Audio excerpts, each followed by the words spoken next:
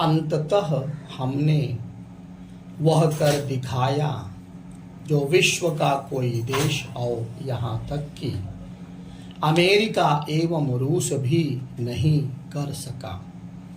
इसरो यानी भारतीय अंतरिक्ष अनुसंधान संगठन ने चंद्रयान-3 के लैंडर को चंद्रमा के दक्षिणी ध्रुव पर सफलतापूर्वक पहुंचाकर देश ही नहीं दुनिया को चमत्कृत करने का काम किया और भारतवासियों एवं भारत प्रेमियों को गर्व की ऐसी अनुभूति कराई जो सीना चौड़ा करने के साथ ही हर्षित और मुदित करने वाली है। चंद्रयान-3 की चंद्रमा पर सफल लैंडिंग एक ऐसा अविस्मरणीय और अद्भुत क्षण है जो वर्षों तक भारतवासियों को प्रेरित करता रहेगा। यह एक ऐसी शानदार उपलब्धि है जो सचमुच स्वर्णाक्षरों में लिखी जाएगी।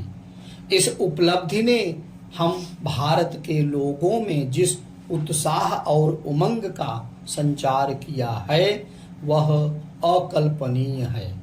निसंदेह इसके पहले भी चांद पर अन्य देशों के यान पहुंचे हैं, लेकिन उसके उस दक्षिणी छोर पर कोई नहीं पहुंचा जो अनजाना है और जहां किसी यान का पहुंचना बहुत कठिन माना जाता है।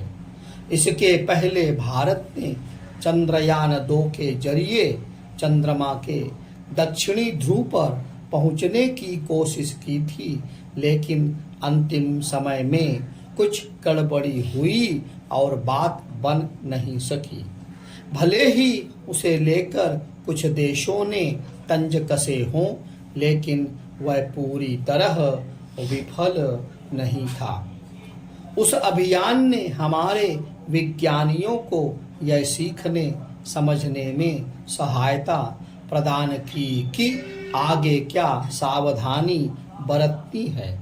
चंद्रयान-3 की सफलता ने न केवल इसरो की प्रतिष्ठा में 4 चांद लगाए हैं, बल्कि भारत का भी मान बढ़ाया है। इसके साथ ही उसने भारतवासियों को इस आत्मविश्वास से भरने का काम किया है कि उनके लिए कुछ भी कठिन नहीं है और वे वह सब कुछ हासिल कर सकते हैं जो अन्य देशों और विशेष रूप से विकसित देशों के लोग प्राप्त कर चुके हैं।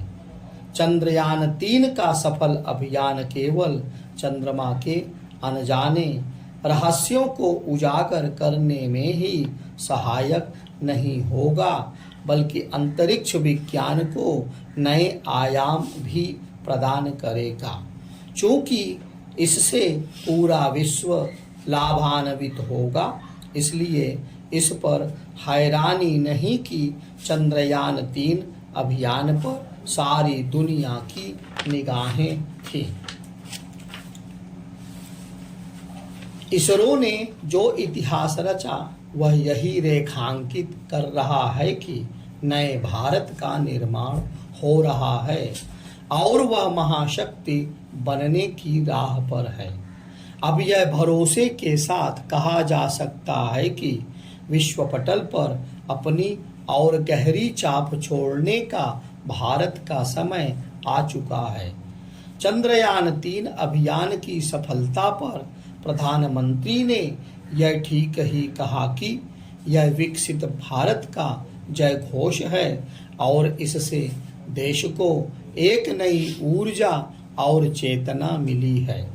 उन्होंने चंद्रयान-3 की सफलता को जिस तरह नए भारत की नई उड़ान करार देते हुए इसे अमृतकाल की प्रथम प्रभा में अमृत वर्षा की संज्ञा दी, उससे इस यकीन को पल मिलता है कि वर्ष 2047 तक भारत विकसित राष्ट्र बनने के अपने सपने को वास्तव में साकार करने की दिशा में बढ़ रहा है।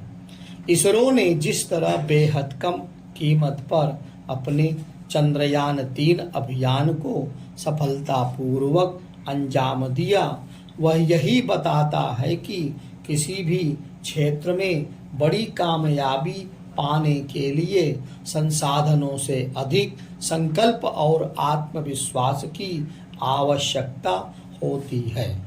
इसकी अनदेखी नहीं की जानी चाहिए कि अमेरिकी अंतरिक्ष एजेंसी नासा को चंद्रमा पर अपना पहला यान उतारने में करीब 15 बार असफलता झेलनी पड़ी थी, लेकिन हमारा इसरो चंद्रमा के दुर्गम माने जाने वाले दक्षिणी छोर पर दूसरे ही प्रयास में सफल हो गया।